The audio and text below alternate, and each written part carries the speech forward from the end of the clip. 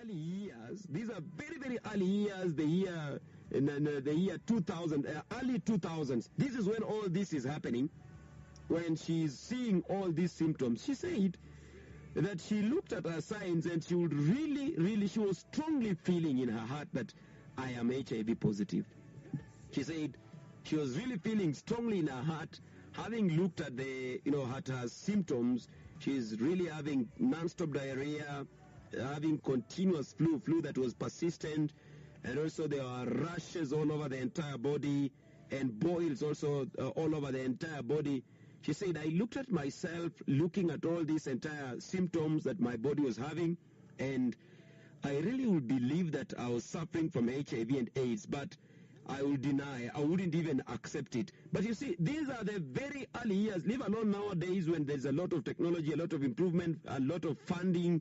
There's a lot of funding into HIV programs, and there's a lot of research being done on HIV and AIDS. New kits have come up, new ways of testing HIV and AIDS. There is also the drugs, ARVs. There are too many all over. People are being given ARVs, and people can live on ARVs. These are very early years when this disease was now beginning to show up in Africa here, too much in Africa here. And that's when the people began to test. Also, awareness was not so much on HIV and AIDS. And also, many people did not know even much about HIV and AIDS. But I'm just trying to think, maybe you can think with you, our listeners out here.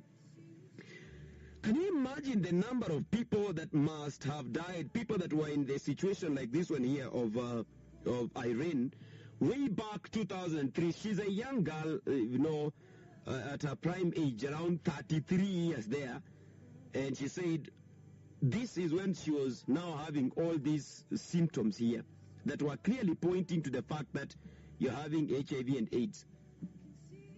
You can imagine many people there, many people in our villages that died out of this disease. So I'm saying this.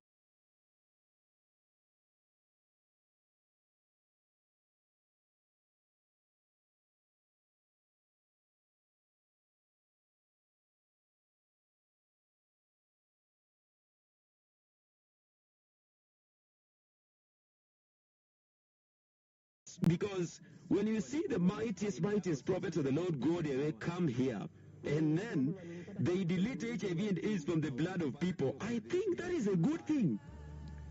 Because villages were swept down. She has said something that is really serious, that even in the village where she comes from, she knew there were a lot of people there that were HIV positive. She would just look at them and get to know this is HIV and AIDS. And she said there are many people also that died.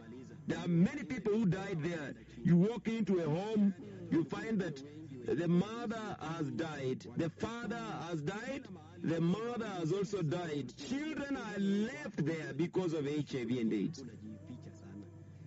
You walk into a home, you find that, they have just lost a father in that home. The husband has just died because of HIV and AIDS. Some of them did not even know they're suffering from.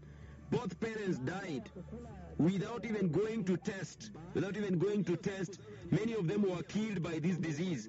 Some of them even went to the hospital and tested, and as she's telling us that it was really like you are really a strange kind of a thing once you test HIV positive. People look at you as though you are really a strange kind of an animal there in the village. Because people knew that this thing is deadly, that once you have HIV and AIDS, you are gone. It is death. That's how they used to look at it that time, very early. Wamenipata kama niko na virusi vya ukimwi. Wamenipata nikiwa na virusi vya ukimwi. Hata wewe umefanana na mimi. Hata wewe unaweza enda hospitali lakini usiende chemelini.